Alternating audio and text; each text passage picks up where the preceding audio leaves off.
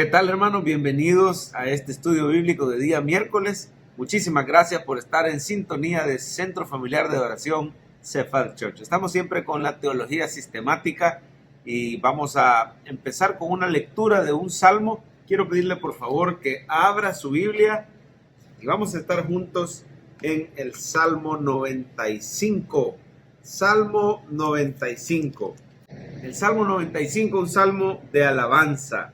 Es un cántico, ¿verdad? Dice: venid, aclamemos alegremente a Jehová, cantemos con júbilo a la roca de nuestra salvación.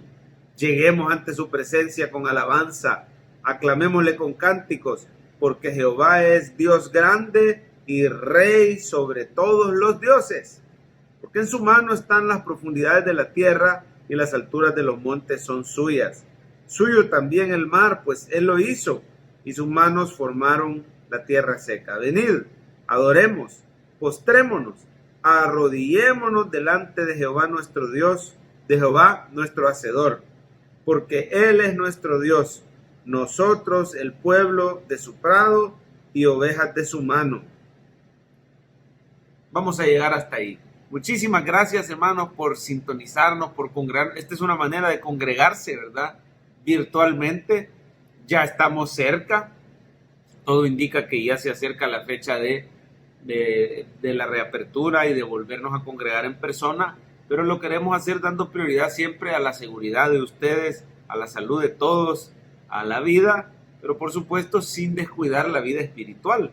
Y la Biblia dice no dejando de congregarnos. Entonces en ese balance y en ese equilibrio, tomando algunas medidas y todo, ya vamos a platicar un poquito más acerca de ese tema, de cómo podemos como iglesia obedecer la palabra, volver a congregarnos sin poner en peligro nuestra familia, nuestra vida, nuestra salud. Por el momento le pido que me acompañe con una oración. Vamos a poner en manos de Dios este culto. Póngase de pie y quédese de pie después para que junto al grupo de alabanza adoremos al Señor. Oramos. Padre, gracias Espíritu Santo, bienvenido a este lugar. Siempre estás con nosotros y vives en nuestro corazón, pero nos disponemos a experimentar tu presencia de una manera especial, porque cuando te alabamos, Señor, somos llenos y ese Espíritu rebosa dentro de nosotros y nosotros rebosamos de alegría, como decía el salmista, mi copa está rebosando. Gracias por llenarnos de tu gozo, gracias por darnos de tu paz, gracias por consolarnos los días y las noches difíciles, gracias porque tú te llevas nuestras dudas, quitas nuestra ansiedad y nuestra preocupación y nos ayudas a estar confiados en ti. Cuando estamos lejos de la oración, nuestro corazón y nuestra alma teme, Señor, pero cuando venimos delante de ti, te adoramos y clamamos, tú nos ayudas a poner nuestra confianza en ti. Por eso es que tu palabra dice que eres una roca firme, que tú pones nuestros pies sobre esa roca firme, Señor. No estamos confiados en las circunstancias que son variables y cambiantes, sino en el Dios vivo, verdadero, todopoderoso, como decía este salmo, que hizo los cielos y la tierra y los sustenta con su poder. Glorifícate, Señor, quédate en medio de nosotros, muévete con poder, haz milagros en nuestros hogares. En Cristo Jesús ponemos este estudio bíblico también en tus manos y que nos transforme. Amén y amén. Alabamos juntos al Señor, iglesia.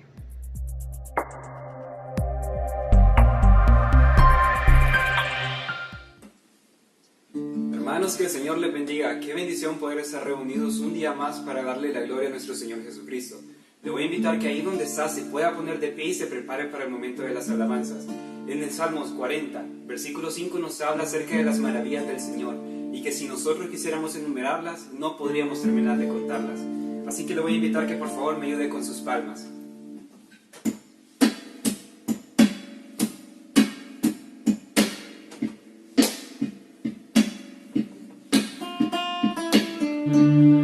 Vamos a alabar al único que se lo merece.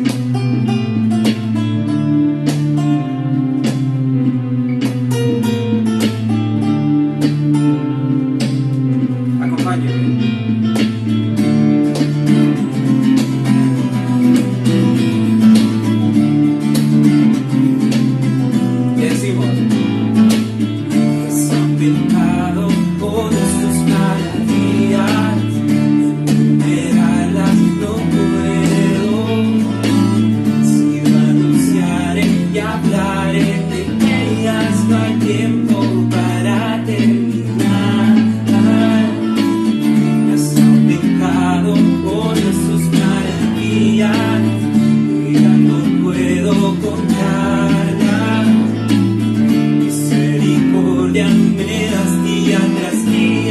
tu canto en mi boca estará. Grandes son tus obras, poder y majestad. Tuyo es todo imperio, toda gloria y potestad. Tuyo es el dominio, el universo lleno está de tu poder.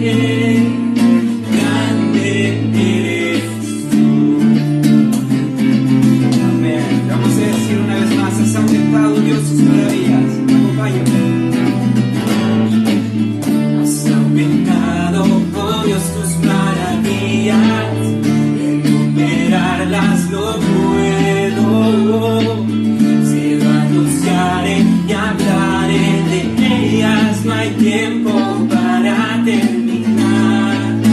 Has aumentado, oh Dios, tus maravillas, y ya no puedo contarlas.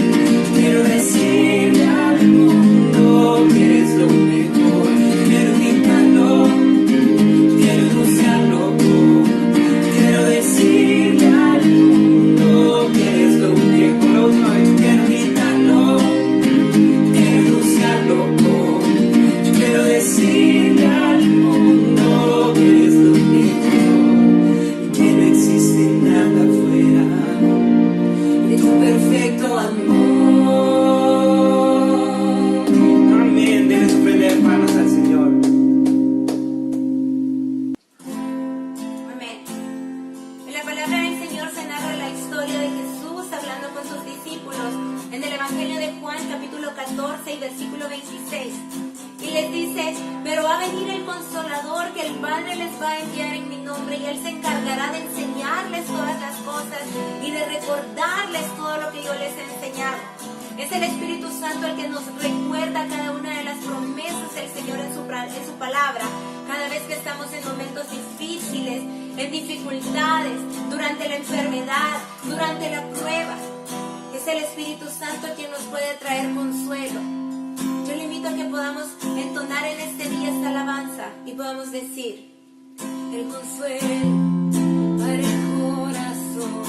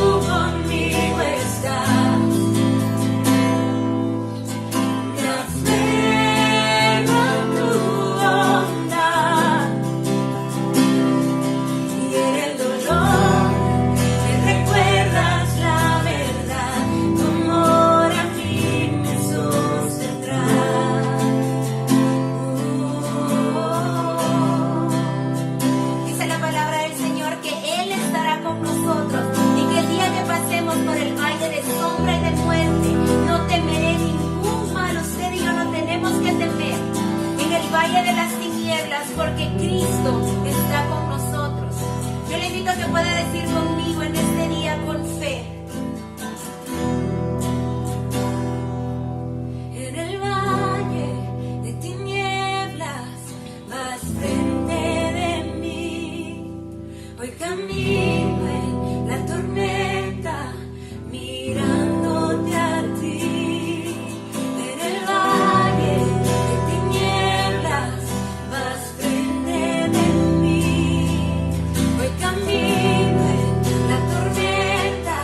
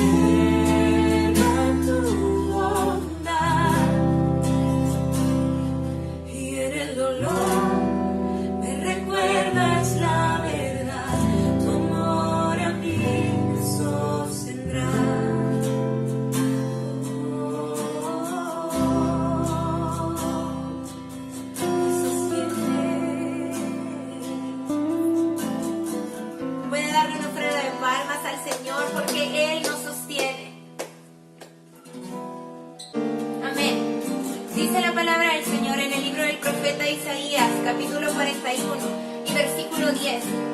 No temas, porque yo estoy contigo. No desmayes, porque yo soy tu Dios quien te esfuerzo. Siempre te ayudaré, siempre te sustentaré con la diestra de mi justicia. Y esa, hermano, es la promesa del Señor para usted y para mí en este día. Cuando Él dice siempre te ayudaré, significa que sin importar la situación, sin importar el caos, la enfermedad, la pandemia, la escasez, Él ha prometido que siempre va a estar ahí con nosotros, que no tenemos que temer porque Él está ahí, Él es nuestro Dios. Y es por esta razón que en este día usted y yo con plena confianza podemos decir: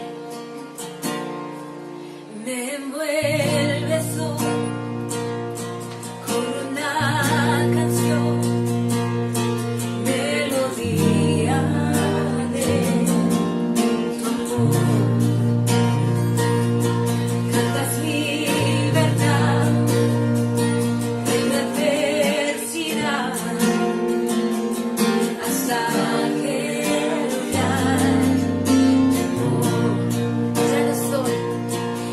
no soy un esclavo del temor. Yo soy hijo de Dios. Ya no soy un esclavo del temor. Yo soy hijo de Dios.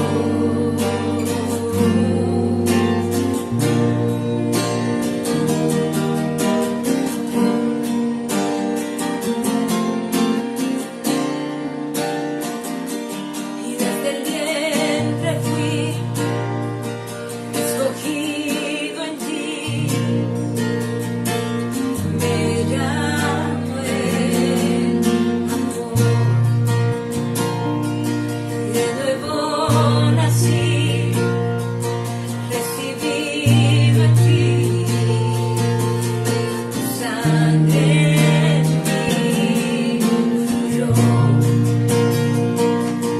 Ya no soy un esclavo del temor. Yo soy hijo de Dios. Ya no soy un esclavo del temor. Yo soy hijo de Dios. Yo le invito a que sin importar la situación que pueda estar pasando, usted se pueda ver a usted mismo y a su familia rodeado por los brazos poderosos del Padre, rodeado por los brazos de amor. Él le prometió a su pueblo que él sería un muro de fuego a su alrededor, y eso significaba que lo que antes era protección, los muros, ahora era Dios mismo quien iba a hacer un muro alrededor de esa ciudad y los iba a guardar. Y ahora usted, su familia y nosotros estamos guardados dentro de los muros del Señor, dentro de sus alas. Por eso podemos decir: estoy rodeado. Estoy rodeado por los brazos del Padre. Estoy rodeado por canciones de libertad. Fuimos liberados de ataduras.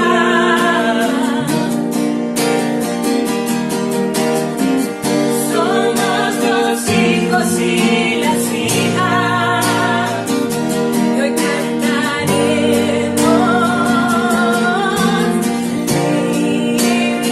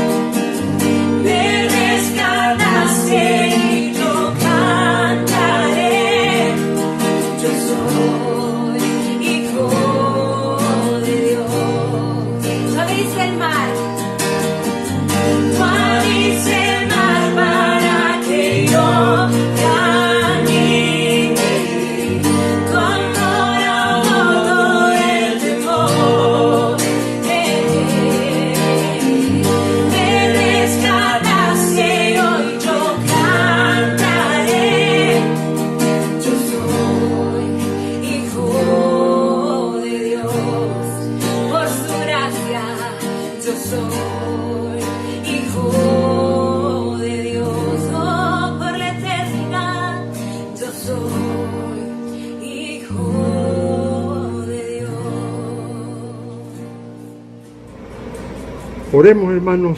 Le sugiero que cierre sus ojos, únase con su familia y unámonos todos en oración. Que nos ayudes a orar de corazón, que nos ayudes a orar fervientemente, que no permitas que nuestras oraciones se vuelvan rituales o repetitivas, vanas repeticiones, sino que de veras con el corazón podamos expresar lo que nos aflige. Yo te pido en primer lugar que la congregación en este momento frente a esa pantalla puedan cerrar sus ojos, no solo ser espectadores, unirse, agarrarse de las manos o abrazarse como familia, que en sus hogares, Padre Santo, tenemos tanto por qué afligirnos, y tu palabra dice que alguno está afligido entre vosotros, haga oración. Si alguno está contento, cante alabanza, pero hay mucha gente afligida por todo lo que nos está pasando, Señor. Hay mucha gente afligida, pero yo quiero pedirte que nos regales fe, Señor, para que podamos ver cosas grandes en nuestro país. Yo me recuerdo aquella parte de tu palabra que dice que Elías, un hombre sujeto a pasiones iguales a las nuestras, oró fervientemente y dejó de llover 3 años y medio sobre la tierra, y volvió a orar y volvió a llover y la tierra dio su fruto. 3 años y medio dejar de llover en un país entero por la oración de un solo hombre, Señor, y nosotros no podemos decir es porque era el profeta Elías, Señor. Era un hombre con las mismas dificultades, las mismas luchas, los mismos temores, las mismas dudas. Hasta se había ido a encuevar por miedo a Jezabel, que lo quería matar.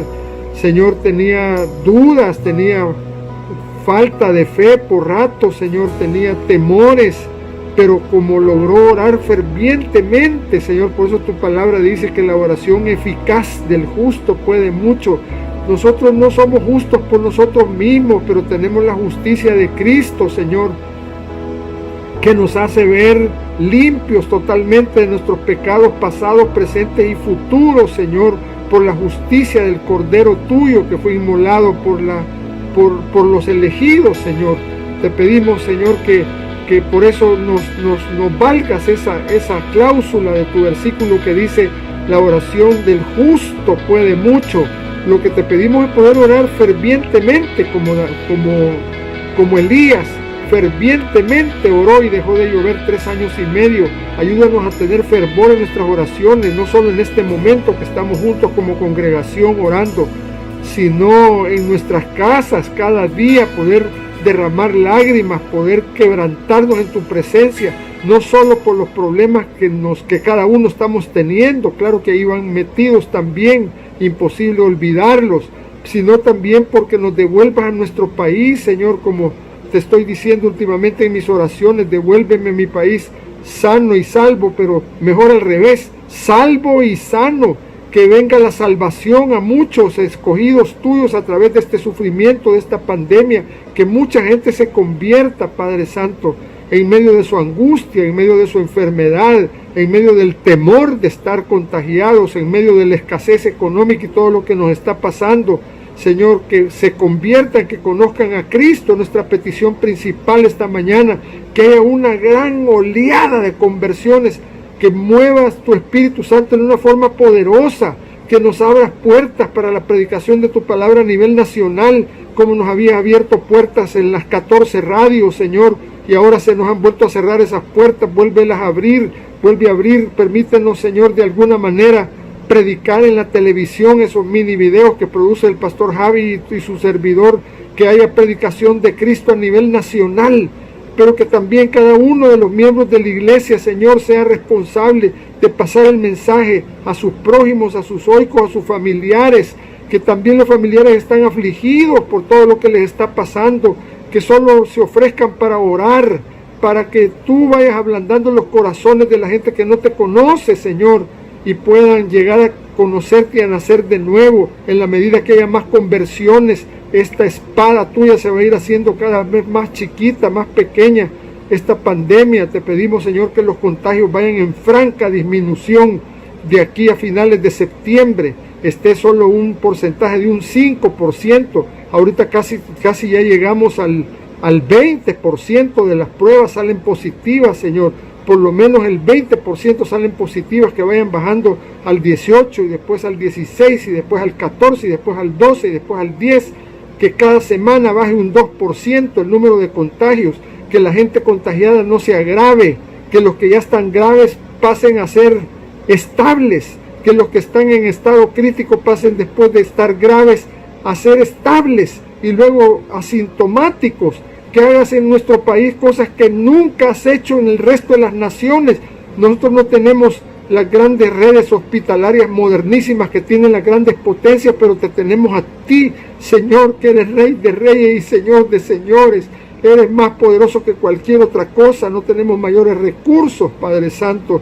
Te suplicamos en este domingo de ayuno y oración por cada familia, Señor, por cada familia de nuestra iglesia, por cada persona de nuestra iglesia, para que nos asistas en esta prueba, Padre Santo, pero también por nuestro país, Señor, podamos clamar fervientemente para que haya un impacto a nivel nacional, como hubo cuando dejó de llover 3 años y medio y después volvió a llover 3 años y medio por la oración de un hombre sujeto a pasiones, pero oró fervientemente, Señor, y tú lo escuchaste. Ayúdanos a salir del letargo espiritual, a poder ser sensibles y quebrantarnos, porque para poder orar fervientemente necesitamos estar sintiendo lástima por lo que estamos viendo, Señor, sintiendo dolor en el corazón al ver médicos y enfermeras contagiados, muchos muriendo, Señor, los que están en primera línea, Padre Santo.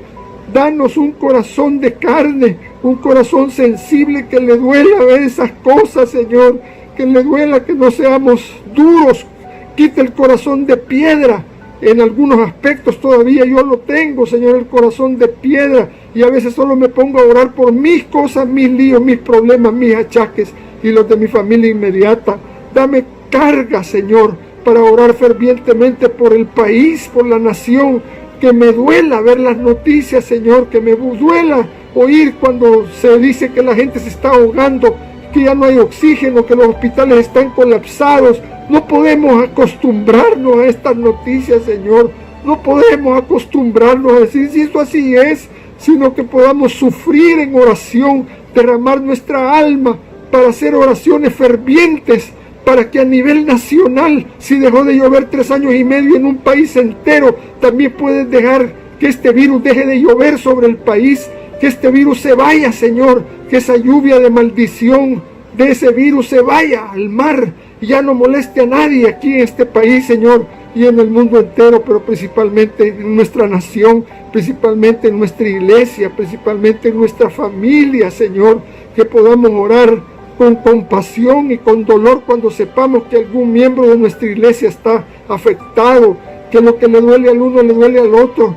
Señor, que se cumpla en nosotros lo de gozar con los que se gozan y llorar con los que lloran. Ayúdanos a llorar con los que lloran, Señor. Ayúdanos para poder orar fervientemente y que nuestras oraciones sean contestadas, porque somos justos delante de ti por la justicia de Cristo, pero también ayúdanos a avanzar en la santificación, Señor, a avanzar en la santificación, porque en la medida que la santificación tuya crece, nuestras oraciones son escuchadas más de cerca, Señor, porque no puedes tolerar la impiedad, porque tú rechazas la impiedad, y hay mucha impiedad en mí todavía, Señor, pero la sangre de Cristo me permite acceso directo al trono de la gracia a pesar de mi impiedad, Señor. Pero ayúdame a avanzar en la santificación para que mis oraciones tengan más eco en tu presencia, y las de mi familia, y las de mi iglesia, y las de mis hermanos en Cristo, Padre Santo. Ayúdanos, Padre Celestial. Lo ponemos en tus manos. Ten misericordia de nuestro país. Nunca habíamos orado con tanta desesperación. Nunca habíamos orado con tanta desesperación, porque nunca habíamos visto las cosas que estamos viendo. Pero haznos sensibles, Señor, que nunca nos vayamos a acostumbrar a lo que está pasando, Señor, que ya ni oramos, o oramos ritualmente, como cuando uno va a comer, hace una oración ritual, Señor, sino derramando lágrimas, de veras, Señor, uniéndonos en oración. Todas las noches hay cadena de oración en nuestra iglesia, todas las noches, de todas las semanas, a las 9 de la noche, que nos podamos quebrantar, Señor, y unirnos en oración, poniéndonos de acuerdo, porque así dice tu palabra, Señor, cuando 2 o más de vosotros se pusieren de acuerdo sobre cualquier cosa que pidieres aquí en la tierra, mi Padre que esté en los cielos lo hará, Señor. Te damos gracias. Terminamos esta oración con gratitud, Señor. con gratitud por las pruebas que nos has mandado, porque los que aman a Dios todas las cosas le ayudan a bien, pero también por fe, Señor, por fe te damos gracias, Padre Santo, en el nombre de Jesús, en el nombre de Jesús. Vamos a decir una vez más: yo soy hijo de Dios y yo solamente sé que Él es mi Padre. Yo puede que no sepa lo que va a suceder el día de mañana, lo que va a suceder de aquí a 10 años, pero algo yo estoy segura, de algo yo estoy segura, y es que yo soy hija e hijo del Rey de Reyes y del Señor de Señores, y que Él me ama con amor eterno, y por eso ha prometido seguirme con fidelidad, extenderme su misericordia. Así que yo le invito a que podamos decir: yo solo sé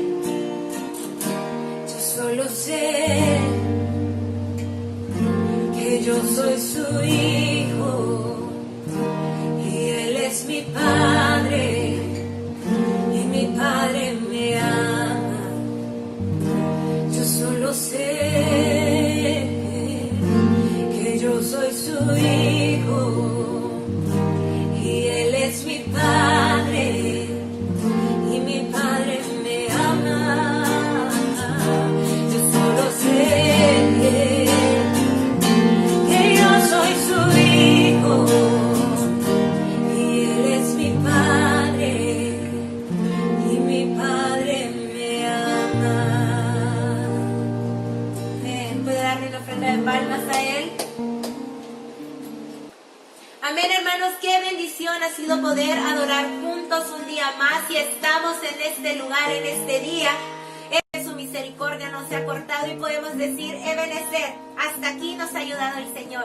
Queremos invitarle a que se puedan preparar con su Biblia, con su agenda, para poder recibir la palabra del Señor. Que Dios les bendiga. Sephat Church, una iglesia centrada en el Evangelio, le da la bienvenida y le presenta los anuncios de la semana.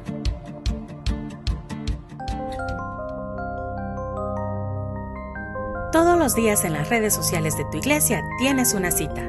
Te invitamos a que formes parte de las actividades durante la semana en las redes sociales de nuestra iglesia. Domingo, 9 de la mañana, culto general para jóvenes y adultos.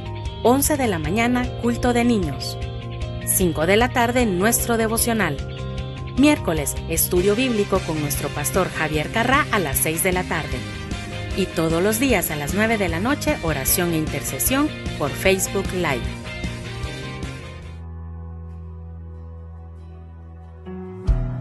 Damos gracias al Señor por su provisión. La palabra de Dios dice en Mateo 6, 31 al 33: No os afanéis pues diciendo, ¿qué comeremos, o qué beberemos, o qué vestiremos? Porque los gentiles buscan todas estas cosas, pero vuestro Padre Celestial sabe que tenéis necesidad de todas estas cosas.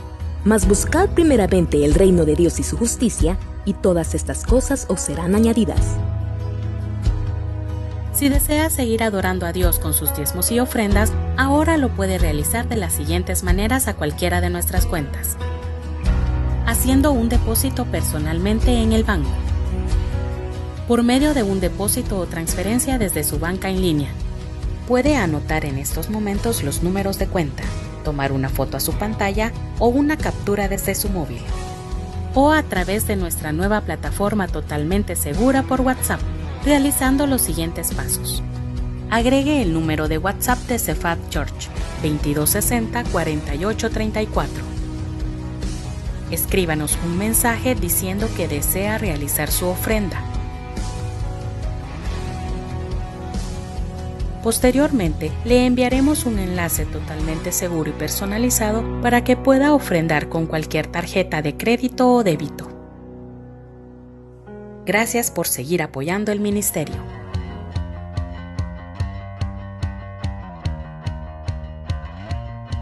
En esta cuarentena, le invitamos a ser instrumento de bendición en las manos del Señor compartiendo del Evangelio. Todos los días los pastores Francisco y Javier Carrá comparten un video evangelístico en sus páginas de Facebook. Le animamos a ver los mensajes, darles like, comentarlos y compartirlos en sus redes sociales. Con ello estará haciendo que el Evangelio alcance y llegue a más personas. Puede encontrar las páginas de nuestros pastores en Facebook como Pastor Francisco Carrá y Pastor Javier Carrá.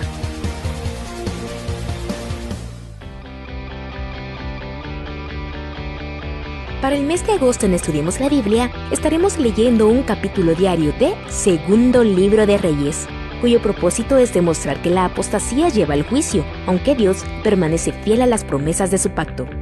En cada estudio encontrará preguntas que le ayudarán a aplicar la Biblia a su vida diaria. Al mismo tiempo, puede encontrar videos todos los días en Instagram y Facebook con el hashtag Sabiduría para la Vida. Puede descargarlo en la descripción de este video o también en nuestra página web www.cefatchurch.com.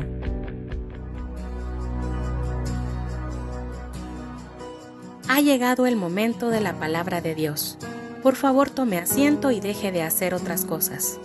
Prepárese para recibir el mensaje como si estuviéramos en la iglesia. Evite distracciones y conversaciones. Prepare su Biblia, lapicero, agenda y deje que el Señor le ministre. Con ustedes, el pastor Javier Carrá.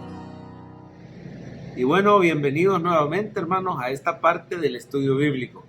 Nos hemos gozado en la presencia de Dios, nos hemos deleitado en sus alabanzas y ahora vamos a deleitarnos también en la palabra. Decía el salmista: oh, cuánto amo tu ley, todo el día ella es mi meditación.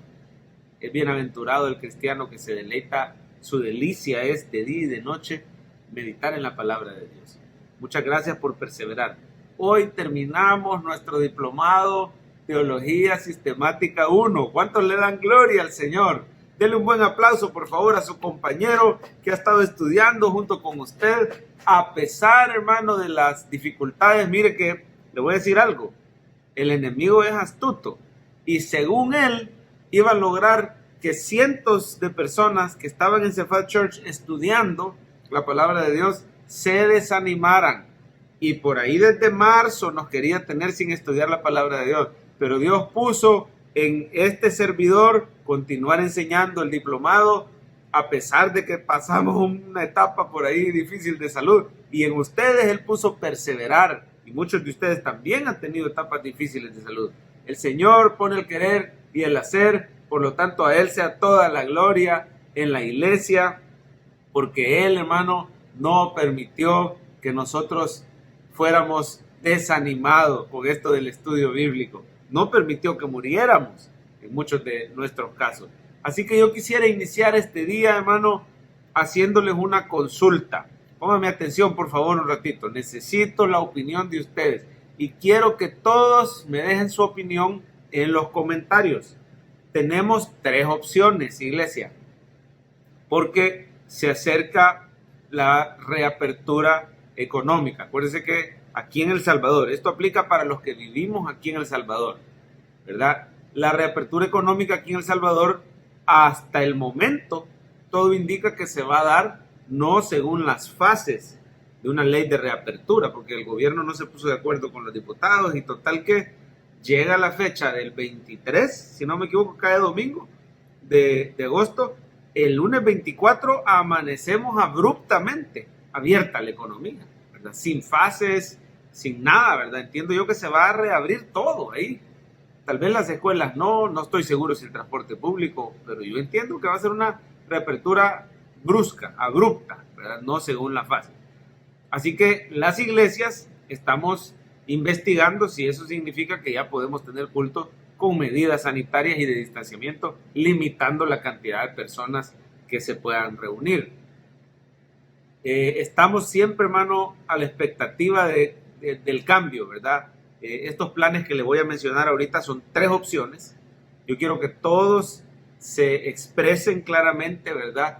Y me escriban por cuál de las 3 opciones se inclina más. Quisiera pedirle que todos participen, pero todo esto está sujeto a cambio. A última hora puede surgir una ley o puede surgir algo que nos cambie los planes. Así que esté pendiente, por favor, de las redes sociales, aquí en campus virtual o en campus presencial o en la página principal. Ahí estaremos bien informándoles a tiempo, oportunamente a cada uno de ustedes. Pero las 3 opciones son las siguientes.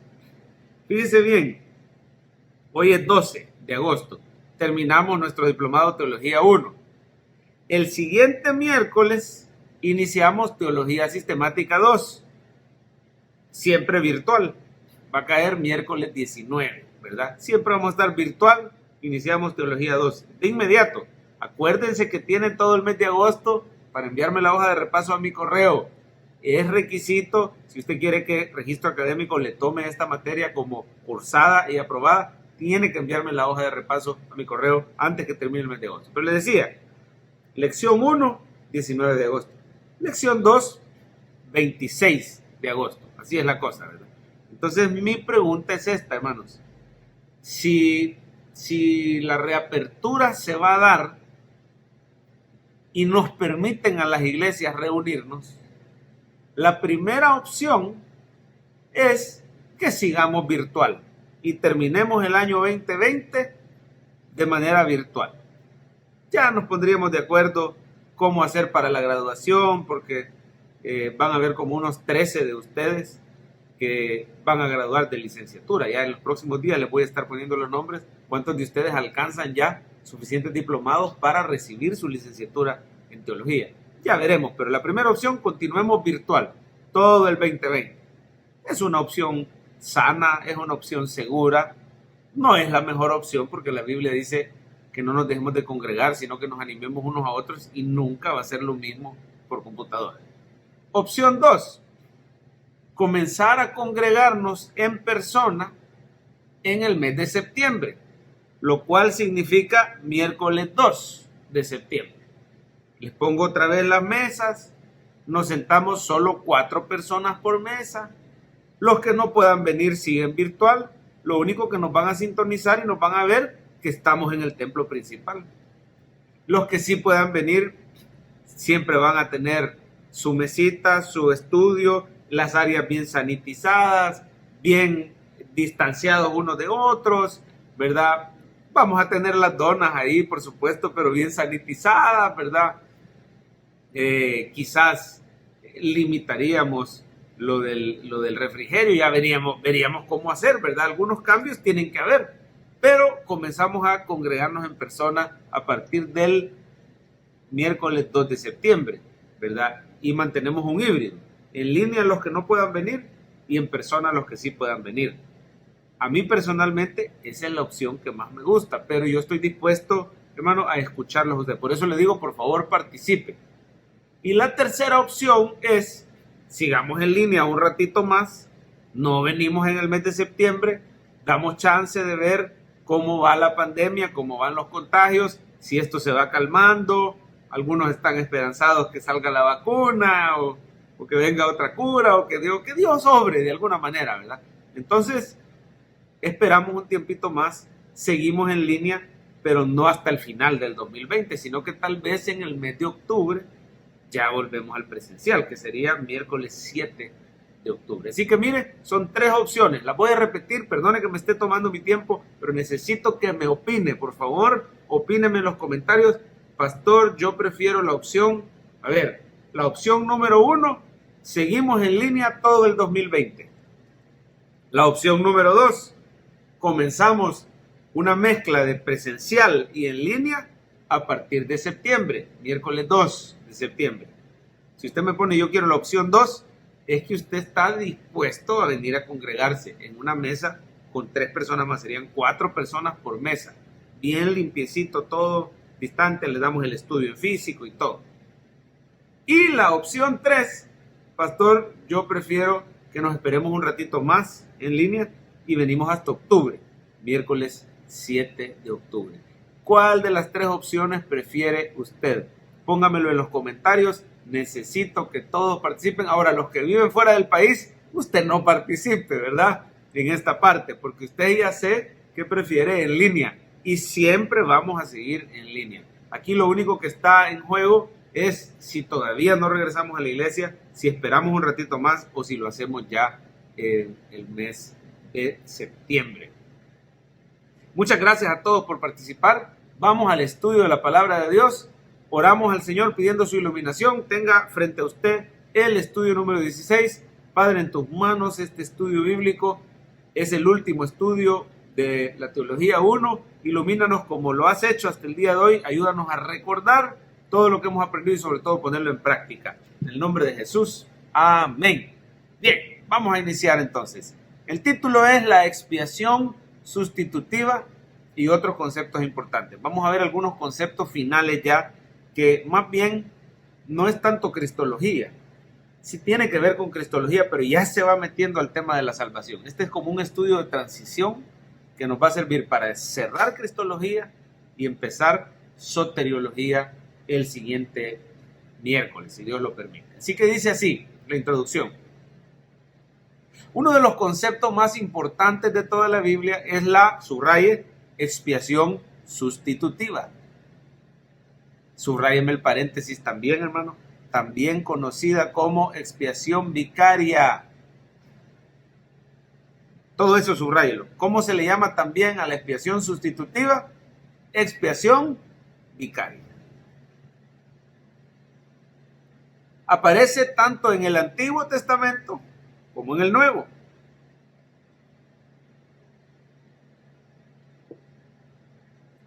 Asimismo, hay otros conceptos igualmente importantes para el cristiano, que muchas veces podemos llegar a confundir. Muchos confunden expiación con, tales como, dice, anótelo, redención. Redención se escribe con C, redención. Reconciliación y propiciación. Si yo le dijera ahorita, ¿quién me puede explicar qué es redención, qué es reconciliación,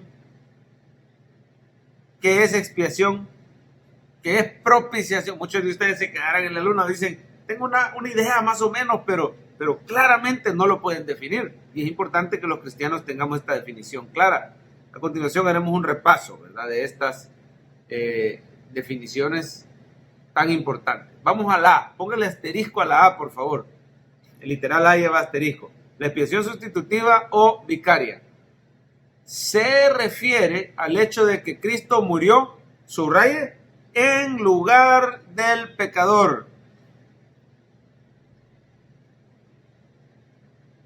¿Qué es la expiación sustitutiva? Que Cristo murió en lugar del pecador. O sea, nos sustituyó, tomando su lugar y pagando su pena, quitando la culpa y otorgando el perdón. Fíjese bien, está sencillo, ¿verdad? ¿A qué se refiere la expiación sustitutiva? A que Cristo murió en lugar del pecador, tomando su lugar y pagando la pena, quitando la culpa y otorgando el perdón. Está fácil. Toma su lugar, paga la pena, quita la culpa y le da el perdón. Así que, ¿qué es la expiación sustitutiva? A ver, dígalo a la pantalla, escríbale un comentario o dígaselo a su compañero con el que está ahí tomando este estudio. No trate de no tomar este estudio solo, ¿verdad? Siempre invite a su familiar, su pariente con el que usted mira esto ahí en casa. ¿Qué es la expiación sustitutiva?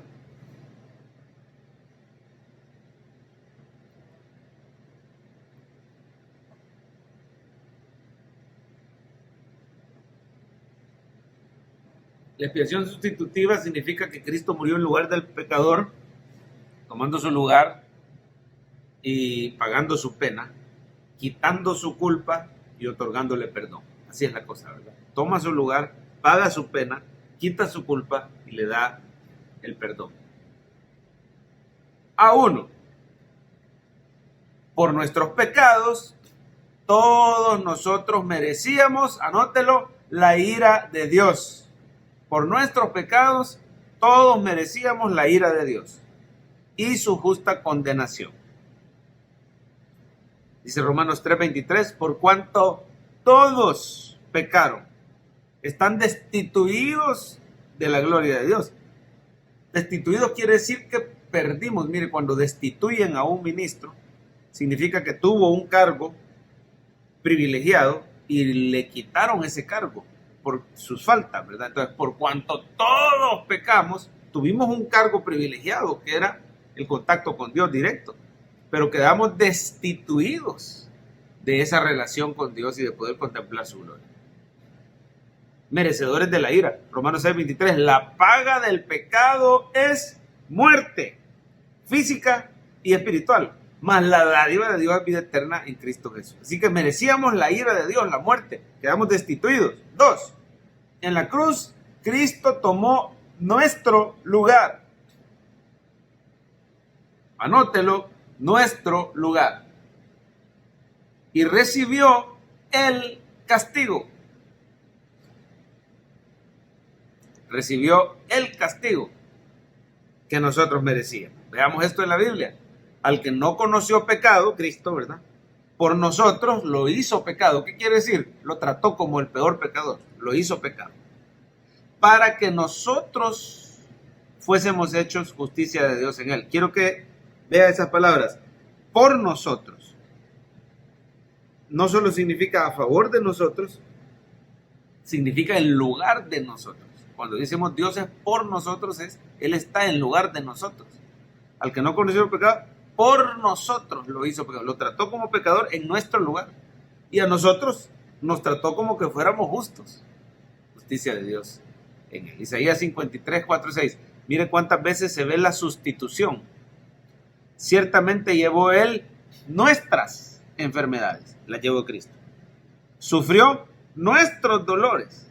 En lugar mío, Él se enfermó. En lugar mío, Él llevó los dolores. Nosotros le tuvimos por azotado, herido de Dios y abatido. Mas Él, oiga esto, herido fue por nuestras rebeliones. Mire cómo se ve el concepto de sustitución. Molido Él por mis pecados y sus pecados. El castigo de nuestra paz fue sobre Él. Por su llaga fuimos nosotros curados. Todos nos descarriamos como ovejas, cada cual se apartó por su camino, mas Jehová cargó en Él el pecado de todos nosotros. Es uno de los pasajes del Antiguo Testamento que habla del siervo sufriente, que habla de Cristo proféticamente, y nos muestra, hermano, claramente cómo el Señor recibió nuestro castigo, la paga de nuestros pecados. La culpa nuestra fue echada sobre Él y el castigo. Hay otros versículos que muestran esta sustitución, ¿verdad? Por ejemplo, Romanos 8:31, ¿qué pues diremos esto? Si Dios es por nosotros, ¿quién contra nosotros? No quiere decir solamente que Dios está a nuestro favor, sino que Dios está en sustitución nuestra. Dios por nosotros. En lugar nuestro está el Señor, Cristo, tomando nuestro lugar. Uno más, quien llevó él mismo nuestros pecados en su cuerpo sobre el madero, para que nosotros, estando muertos al pecado, vivamos a la justicia, ¿verdad? Él llevó nuestros pecados en su cuerpo sobre el madero. Uno más, 3:18 de Primera de Pedro. Porque también Cristo padeció una sola vez por los pecados, el justo por los injustos. El justo, el que no pecó, el que cumplía la ley, en lugar de los injustos, los que no cumplíamos la ley, para llevarnos a Dios. Tremendo, ¿verdad? 3. La razón de haber tomado nuestro lugar. ¿Cuál es la razón de la expiación sustitutiva? Es, subraye, el gran amor de Dios por el pecador. El gran amor de Dios por el pecador. Todos conocemos este pasaje, ¿verdad? Juan 3:16. De tal manera amó. Habla de un amor incalculable, grande. De tal manera fue su amor por los pecadores, que ha dado a su Hijo unigénito, para que todo aquel que en Él cree no se pierda, mas tenga vida eterna. Un versículo completísimo para el Evangelio. Si usted se fija, habla del amor de Dios Padre. Habla de que tiene un Hijo unigénito y que lo envió a este mundo. Habla de que la salvación es por fe, todo el que cree. Y habla de que no va a permitir el Señor que nos perdamos, no se pierda, mas tenga vida eterna. Habla de la eternidad, un versículo completísimo, Juan 3:16. El gran amor de Dios se ve en Romanos 5:8 también, mas Dios muestra su amor para con nosotros en que siendo aún pecadores, Cristo murió por nosotros. La razón de que tomó nuestro lugar, ¿por qué está por nosotros? Por su gran amor. Y hay otra razón más. 4. También lo hizo para que fuera satisfecha su justicia. su justicia. Dios es justo. Por eso envió a Jesucristo a tomar nuestro lugar, para que fuera satisfecha esa demanda justa. Mire cómo dice Romanos 3 del 23 al 26.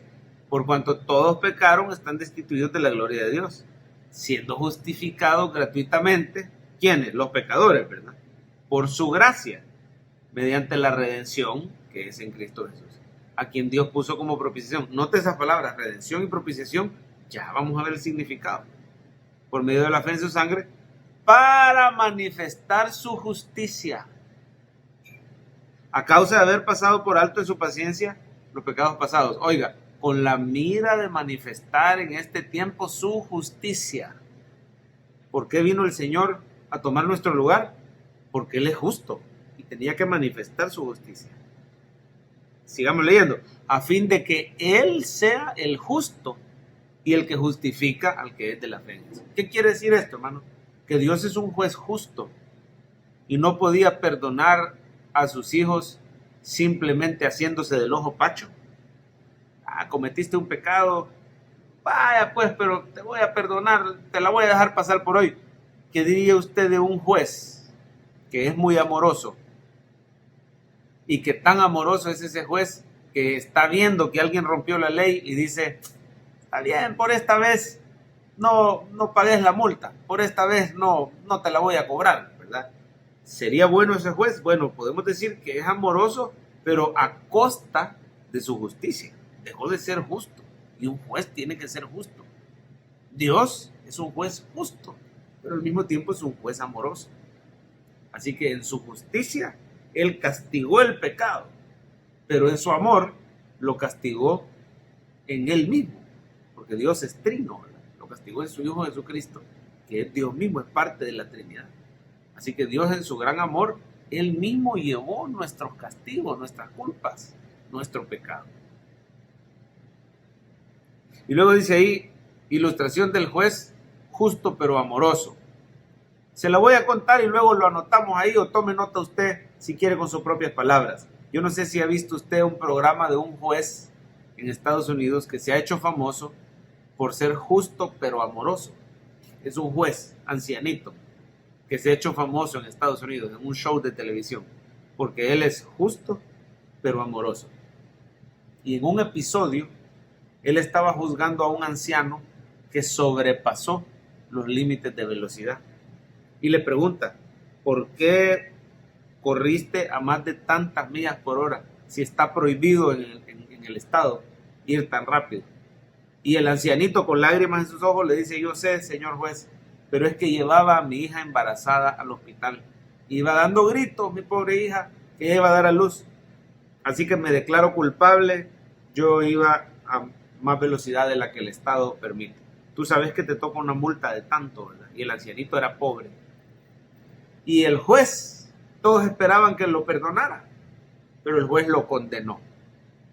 Y le dijo, te condeno a pagar una multa de tantos dólares. Y el ancianito volteó para abajo, triste, y dijo, me lo merezco. Y en ese momento el juez sacó su chequera y escribió un cheque por la cantidad de la multa. Y dijo, pero tu deuda queda cancelada, yo la pago. Oiga, hermano, y todo el mundo con lágrimas, diciendo, qué bueno es ese juez, es justo, porque se hizo justicia, la multa se pagó, pero es misericordioso porque prácticamente él pagó en lugar del infractor. Algo así es lo que Dios ha hecho con nosotros. Hermano, Él sabe que nosotros no cumplimos la ley. Él vino y nos condena a través de la ley, nos llama pecadores porque es lo que somos, pero nos dice, pero ¿sabes qué? Yo voy a llevar el castigo de tus pecados para que tú quedes condenado como pecador, pero absuelto porque el castigo fue pagado. Así que las dos razones de la expiación vicaria, una es por amor y la otra es por su justicia. ¿Cómo lo va a poner en sus propias palabras? No sé, ahí cada quien, ¿verdad? Pero póngale un juez justo pero amoroso. Le puso la multa al anciano culpable. Sería una manera de ponerlo. Le puso la multa al anciano culpable. pero el mismo juez pagó la multa por él. Ese es un ejemplo de lo que Dios ha hecho con nosotros. Es justo, castiga el pecado, pero es amoroso. Envió a su Hijo a recibir por nosotros el castigo de nuestro pecado. ¿Qué es la expiación sustitutiva? Cristo murió en nuestro lugar, llevó nuestra pena, quitó nuestra culpa y nos dio su perdón. Gloria a Dios por su expiación vicaria o sustitutiva.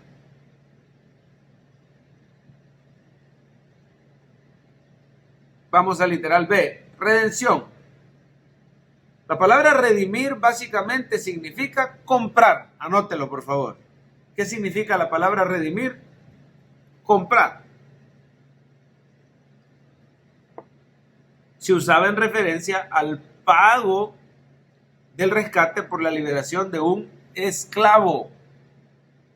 Anótelo, porfa, un esclavo. Cuando usted pagaba el rescate para que un esclavo quedara libre, se usaba redimir.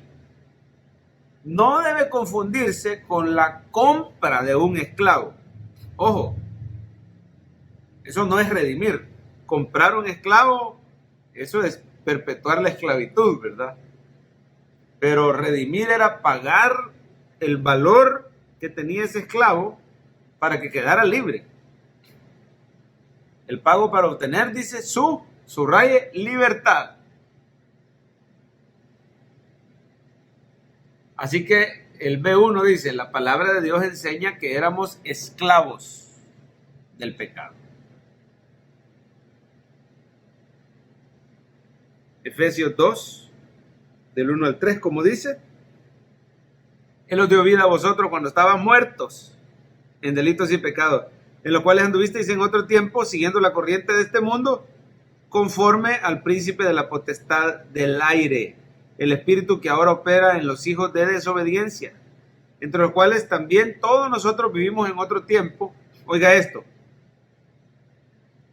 en los deseos de nuestra carne, haciendo la voluntad de la carne y de los pensamientos, y éramos por naturaleza hijos de ira. Aquí la esclavitud se ve en dos partes, cuando dice que nosotros vivimos siguiendo la corriente de este mundo conforme al diablo, príncipe de la potestad del aire. Cuando alguien es arrastrado por una corriente es esclavizado.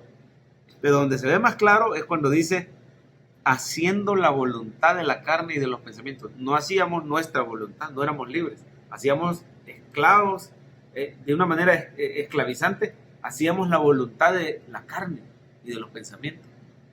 Y éramos arrastrados por las corrientes del diablo. Así que prácticamente nos dice que éramos esclavos del pecado. Hay otros versículos que lo dicen más claro. Por ejemplo, Romanos 6, del 15 al 18. ¿Qué pues? ¿Pecaremos porque no estamos bajo la ley, sino bajo la gracia? En ninguna manera.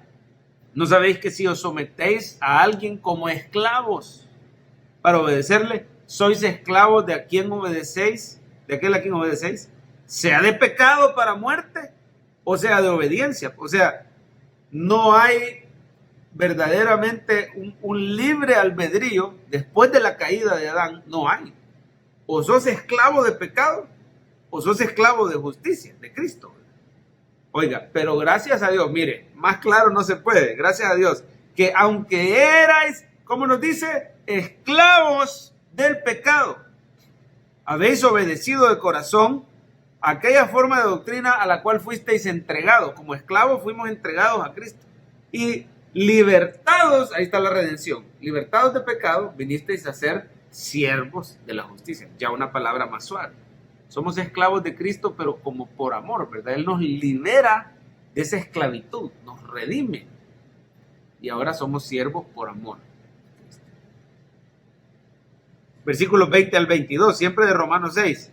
Porque cuando erais esclavos del pecado, mire qué claro lo dice, erais libres acerca de la justicia, pero qué fruto teníais de aquellas cosas de las cuales hoy os avergonzáis.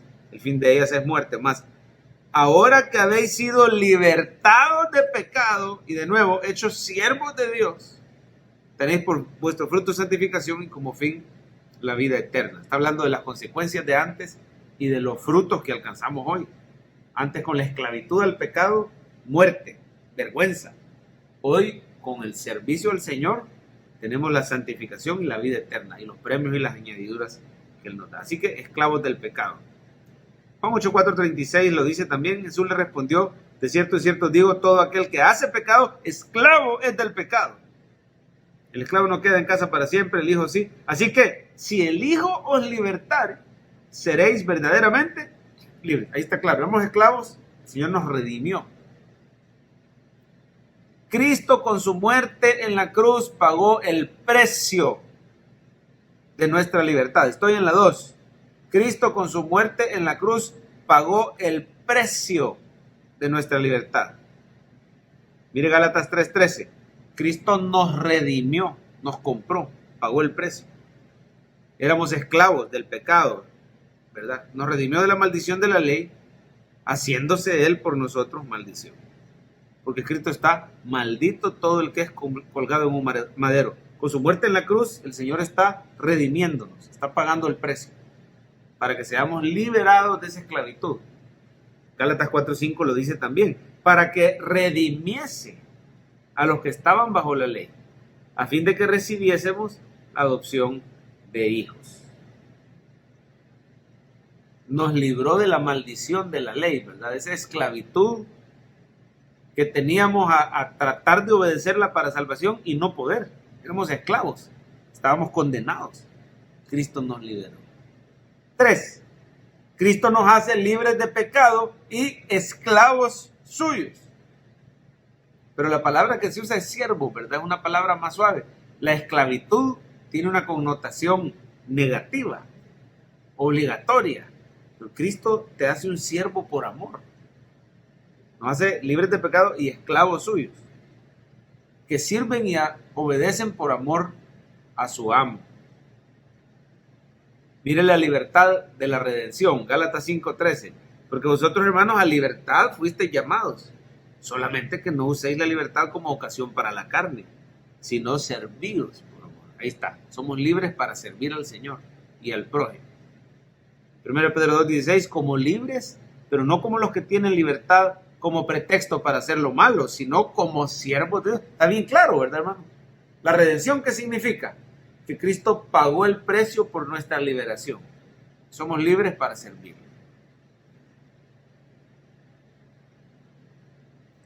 Bien, mire lo que llevamos hasta ahorita. Merecíamos la ira, éramos culpables, merecíamos la ira, y Cristo con su expiación tomó nuestro lugar. Él recibió la ira. Éramos esclavos y Cristo con su redención nos trajo libertad, nos hizo siervos de Él. Ahora vamos a la reconciliación. ¿Qué nos dice la reconciliación? ¿Qué éramos? Vamos a ver. Póngale asterisco a la C. Asterisco, la reconciliación. Nótese que no es simplemente volverse amigo, anótelo, amigo de alguien. No es simplemente volverse amigo de alguien.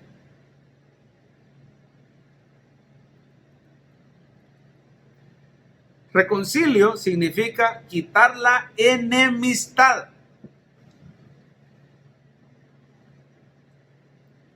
Y restaurar la amistad y armonía. Quitar la enemistad.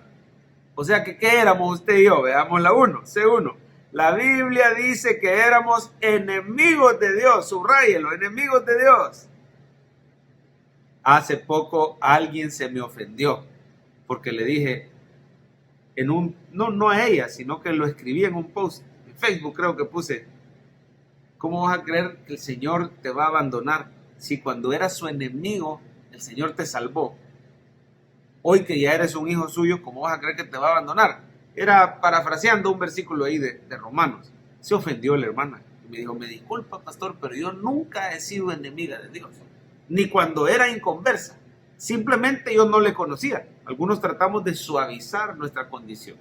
Y yo le entiendo a la hermana porque tal vez no tenía ella consciente y voluntariamente una intención de enemistad con Dios. Pero la Biblia dice que aunque no lo sepas, tú y yo éramos enemigos de Dios. ¿Por qué? Porque es un Dios santo, nosotros somos pecadores. Tal vez tu pecado no era directamente, conscientemente en contra de Dios, pero aún de forma inconsciente y aún de forma indirecta, éramos egoístas, Vivíamos para nuestro propio reino, para nuestro propio propósito, ignorando la voluntad y los planes de Dios, solo con no adorarle, solo con no glorificarle. Ahí está la esencia del pecado, no vivir para Él. Aunque no andes matando y no andes enfiestado y no andes haciendo cosas necesariamente malas o haciéndole daño al prójimo, pero sin Cristo éramos enemigos de Dios. ¿Lo quiere ver en la palabra? Colosenses 1, 20 al 22. Por medio de Él, Cristo, reconciliar consigo todas las cosas, las que están en la tierra como las que están en los cielos, haciendo la paz. Había una guerra, ¿verdad? Mediante la sangre de su cruz.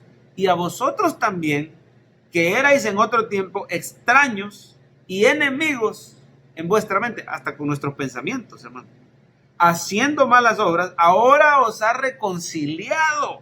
Éramos enemigos y nos ha reconciliado en su cuerpo de carne por medio de la muerte, para presentaros santos y sin mancha irreprensibles delante de Él. Tremendo, ¿verdad? Como nos dice claro. Mire uno más, Romanos 8, 7 al 8. Por cuanto los designios de la carne es todo ser humano, los designios de la carne son enemistad contra Dios. ¿Por qué? Porque no se sujetan a la ley de Dios, ahí está, ni tampoco pueden. Y los que viven según la carne no pueden agradar a Dios. Enemigos. Es algo que quizás no nos gusta escuchar, pero la Biblia dice que éramos enemigos de Dios. 2. Pero Cristo nos reconcilió con Dios y nos volvió sus amigos y sus hijos. ¿Qué nos hizo el Señor al reconciliarnos? Amigos de Dios, hijos de Dios. Romanos 5.1. Aquí está el versículo que yo parafraseaba. Bueno, no, el siguiente. Pero lea Romanos 5.1. Justificados pues por la fe tenemos paz para con Dios. De una manera implícita está diciendo que no la teníamos. Ahora que somos justificados por creer en Jesús, tenemos paz para con Dios por medio de nuestro Señor Jesucristo. Mire los versículos 10 y 11. Estos eran los versículos que aquella hermana se había molestado. Porque si siendo enemigos fuimos reconciliados con Dios por la muerte de su Hijo, mucho más estando reconciliados seremos salvos por su vida. Y no solo esto, sino que también nos gloriamos en Dios por el Señor Jesucristo, por quien hemos recibido ahora la reconciliación. Éramos enemigos, fuimos reconciliados. Podemos confiar que vamos a permanecer en salvación. Es un pasaje muy importante para todas aquellas personas que pasan con temor de perder la salvación. Yo no le estoy diciendo salvo siempre salvo. Eso es peligroso también. Es decir, no se pierde la salvación en el sentido de decir, puedes andar fregando, haciendo lo que querrás y de que no se pierde, no se pierde. Eso no es bíblico. Pero tampoco es bíblico afirmar que el Señor da algo y después lo quita al más mínimo error. Eso no es conforme a la Biblia, porque todos cometemos errores todos los días. Claro, nos arrepentimos y venimos al Señor, pero precisamente por eso ahí se ve que Él no permite que un verdadero hijo de Dios se pierda. Todo aquel que en Él crea no se pierda, mas tenga vida eterna. Y aquí que dice, si siendo enemigo fuiste reconciliado, mucho más hoy que ya sos su amigo, su hijo, vas a ser salvo por Él. Pero si éramos enemigos, ¿verdad? Y fuimos reconciliados. Un ejemplo de esto es la historia de David y Mefiboset. Se la cuento y usted la escribe en sus propias palabras. Ya se la puede, ¿verdad? Mefiboset, hijo de Jonatán, nieto de Saúl, familia de enemigos de David. Quizás la única excepción es Jonatán, porque el verdadero enemigo aquí era Saúl. El rey Saúl era enemigo de David. Y Jonatán, el hijo de Saúl, sí era amigo, ¿verdad? Pero Mefiboset era un descendiente, era una amenaza para David. Era una amenaza, era un enemigo, porque podía aspirar al trono del que fue su abuelo, Saúl. Ahora el rey es David, y en vez de mandar a aniquilar a Mefiboset, que por cierto era lisiado de ambos pies y vivía en Lodebar, en vez de mandarlo a aniquilar, lo manda a llamar, le restaura todas sus tierras y le hace que se venga a vivir a su casa, como que fuera su hijo. Lo adoptó prácticamente. Vas a comer todos los días en la mesa del rey y vas a vivir en mi casa y te voy a poner gente que te administre, a un tal Siba, que era siervo de la casa de Saúl, que te administre tus bienes y lo que fue de tu familia. Te va a ser devuelto. No sé si lo quiere anotar en sus propias palabras. Mefiboset, descendiente de Saúl, enemigos de David, pero David tuvo misericordia y lo hizo su amigo. Con esas palabras, lo perdonó y lo hizo su amigo. Esta, hermano, es lo mismo que pasó entre Dios y nosotros. Éramos enemigos de Dios por nuestro pecado, pero el Señor nos mandó a llamar. Éramos lisiados espirituales y Él nos trajo, Él vino a nosotros y nos dio todas las bendiciones espirituales y las añadiduras de su salvación. Y hoy tenemos comunión todos los días, comemos a la mesa del Rey. Si usted me pregunta mi historia favorita de toda la Biblia, yo creo que es esa, Mefiboset y David. Reconcilio, ¿verdad? Quitar la enemistad y convertirla en amistad. 4. Ahora nos reconcilió con Dios y nos encargó el ministerio de reconciliar a otros. Subraya, reconciliar a otros. Usted tiene un don, usted tiene un llamado, tiene un ministerio. Reconciliar a otros con Dios. Así como usted era enemigo y Dios lo reconcilió, ahora le encarga el ministerio de reconciliación. Hoy usted es un embajador de Cristo. 5:18 de 2 Corintios. Todo esto proviene de Dios, que nos reconcilió consigo mismo por Cristo y nos dio el ministerio de la reconciliación. Más claro, no se puede. 5. ¿Cómo hacemos esto? Predicando el evangelio y haciendo discípulos. Anótelo, por favor. Predicando el evangelio y haciendo discípulos.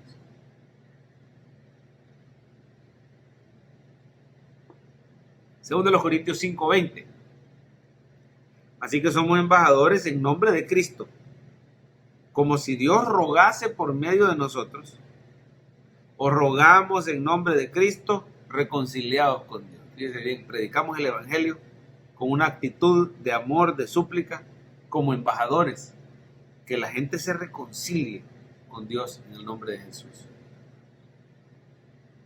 Mire qué tremendo, hermano, el evangelio tiene su lado ofensivo. Le hemos dicho a la gente que es culpable y que la ira de Dios está sobre ella. Le decimos a la gente que era enemiga de Dios y necesita ser reconciliada. Vamos a la D. Le decimos a la gente, perdón, me brinqué, que es esclava, necesita ser liberada o redimida. Y D, la propiciación. El concepto esencial, dice, de propiciar es aplacar la ira. Anótenlo, aplacar la ira de alguien. Si voy a propiciar a alguien, voy a aplacar la ira. Jesús es nuestra propiciación para con Dios. ¿Por qué? Porque Él aplaca la ira de Dios. Veamos los detalles. 1. La Biblia enseña que estábamos condenados a la ira de un Dios santo. Así que nos dice enemigos, nos dice esclavos y nos dice condenados a la ira de Dios. Debido a nuestros pecados. ¿A dónde lo dice? Juan 3:36, el que cree en el Hijo tiene vida eterna, el que rehúsa creer en el Hijo no verá la vida, la ira de Dios está sobre él. Toda persona que no es cristiana está condenada a la ira de Dios. Estábamos condenados. Salmos 5 del 4 al 6. Porque tú no eres un Dios que se complace en la maldad. El malo no habitará junto a ti. Los insensatos no estarán delante de tus ojos. Aborreces a todos los que hacen iniquidad. Destruirás a los que hablan mentira. Al hombre sanguinario y engañador abominará Jehová. Miren qué tremendo conocer a Dios. Algunos piensan que Dios es solo amor. Tenemos que ver versículos como Salmo 5, que dice que es un Dios santo que aborrece al pecador no arrepentido y lo va a destruir. La ira de Dios se va a manifestar contra el pecador no arrepentido. Estábamos condenados a la ira de Dios. Romanos 1:18. Porque la ira de Dios se revela desde el cielo contra toda impiedad e injusticia de los hombres, que detienen con injusticia la verdad. Todo, hermano, el que niega que Dios existe, o todo el que con su vida y con sus actos no se somete a la voluntad de Dios, es una persona sujeta a la ira de Dios. Mire Romanos 2 del 5 al 6. Por tu dureza y tu corazón no arrepentido, atesoras. ¿Qué quiere decir eso? Acumulas para ti mismo ira para el día de la ira y la revelación del justo juicio de Dios. Viene el día de la ira. Viene el día de la revelación del justo juicio de Dios. ¿Y qué están haciendo todos los inconversos? Atesorando ira para el día de la ira. Acumulando ira. No les pasa nada y tú dices, ¿por qué si este es incrédulo y yo lo veo tan feliz y no le pasa nada? Pero no te has dado cuenta que espiritualmente el inconverso está acumulando y acumulando y acumulando a su cuenta ira para el día de la ira y el día de la revelación del justo juicio de Dios. Lo dice la palabra, Efesios 5 del 5 al 7. Porque sabéis esto, ningún fornicario o inmundo o avaro que es idólatra tiene herencia en el reino de Cristo y de Dios. Nadie os engañe con palabras vanas, porque por estas cosas viene la ira de Dios sobre los hijos de desobediencia. No seáis pues partícipes con ellos. Cuando dice Pablo, nadie os engañe, le dice a los efesios, no crean ustedes que siendo cristianos ya soy perdonado y puedo vivir como los impíos. Acuérdense que al impío le viene la ira de Dios por esas cosas. Usted, apártese, no viva como el mundo, eso es lo que está diciendo. Pero lo importante y lo que queremos rescatar es que estamos condenados a la ira de Dios. Sin Cristo, condenados a la ira de Dios. 2. Pero Jesús recibió en la cruz la ira de Dios. La ira de Dios. Jesús la recibió en la cruz. ¿Qué quiere decir eso? Él es nuestra propiciación. Veámoslo en el primer libro de Juan. Dice, hijitos míos, estas cosas os escribo para que no pequéis. Si alguno hubiera pecado, abogado tenemos para con el Padre, Jesucristo el justo. Y Él es la propiciación por nuestros pecados.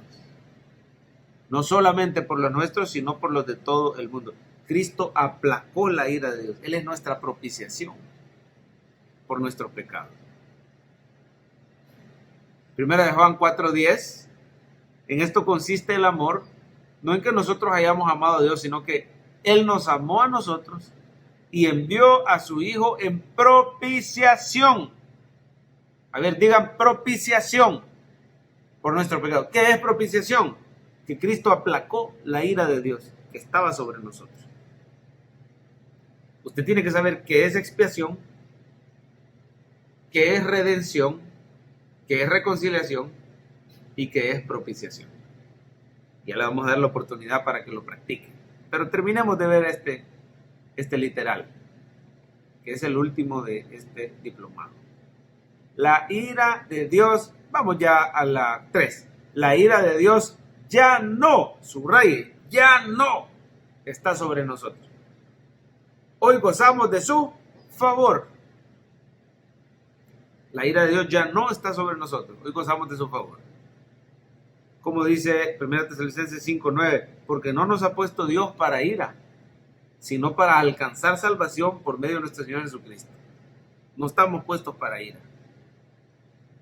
Ciertamente dice, el bien y la misericordia me seguirán. Salmo 23:6. Me seguirán todos los días de mi vida. En la casa de Jehová moraré por los días. ¿Qué es lo que sigue al cristiano? ¿La ira de Dios? No. El bien y la misericordia de Dios.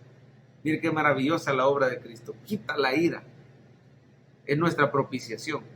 Y ahora nos sigue el favor y la misericordia de Dios. 4. ¿Qué pasa cuando pecamos? Cuando nos apartamos de su voluntad, nos disciplina con amor como a hijos. El castigo de Dios no es ira, es disciplina y puede ser muy dura. Puede llegar a incluir la muerte, claro que sí. La disciplina de Dios para con el cristiano, pero no es la ira de Dios. La ira de Dios es un castigo eterno, ¿verdad? Hebreos 12:6, porque el Señor al que ama disciplina y azota a todo el que recibe por hijo. Así que mire qué precioso, que es la expiación sustitutiva. Cristo tomó nuestro lugar, quitó nuestra culpa y nos da el perdón. ¿Qué es la redención? Pagó el precio para darnos libertad. ¿Qué es la reconciliación? Quitó la enemistad y nos hizo sus amigos. que es la propiciación, aplacó la ira de Dios. Bien, vamos a la conclusión. Todo esto logró Cristo por nosotros con su obra completa. Subraya esa palabra, obra completa. ¿A qué nos referimos con su obra completa? A menudo los creyentes nos enfocamos solamente en su muerte en la cruz. Con su muerte Cristo me expió, con su muerte la propiciación, con su muerte la redención. Pero la obra completa de Cristo no es solo su muerte, también incluye su vida perfecta que Él tuvo en esta tierra. Mire cómo lo dice el estudio. No debemos olvidar que su obra completa también incluye su vida de perfecta obediencia. Su vida de perfecta obediencia. Hago una pausa. Usted y yo, hermano, somos salvos por la obra completa de Cristo. ¿Qué quiere decir? Porque Él vivió una vida perfecta que nosotros no podíamos vivir. Y esa vida perfecta nos justifica, ¿verdad? Él vivió una vida perfecta. Eso agradó al Padre. Y luego murió en nuestro lugar. Entonces, con su vida perfecta y con su muerte, Él nos regala estas 4 cosas, ¿verdad? La redención, la reconciliación, la propiciación y la expiación. Su obra completa. Terminemos. En otras palabras, durante su vida, Jesús mostró una obediencia activa. Subraye, obediencia activa a la ley de Dios.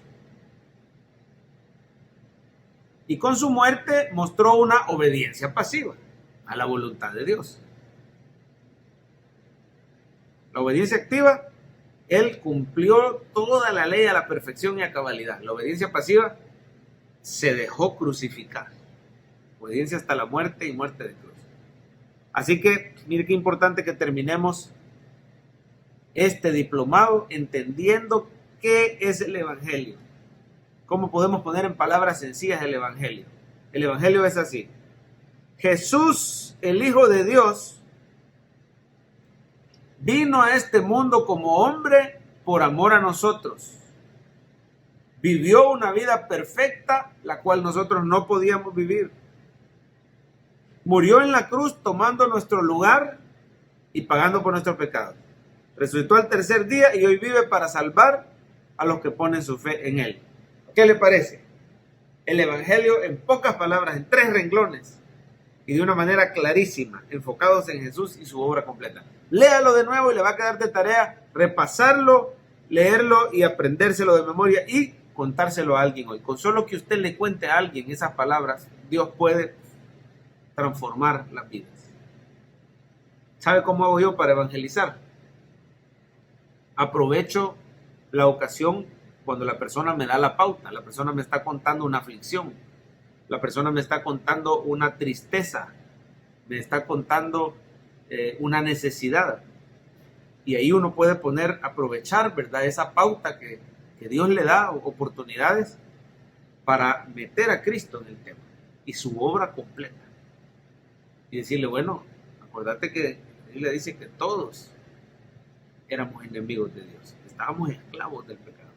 Pero quiero que sepas que, vamos con el Evangelio, se lo voy a tratar de decir en mis propias palabras, que Jesús, el Hijo de Dios, vino a este mundo por amor al pecado.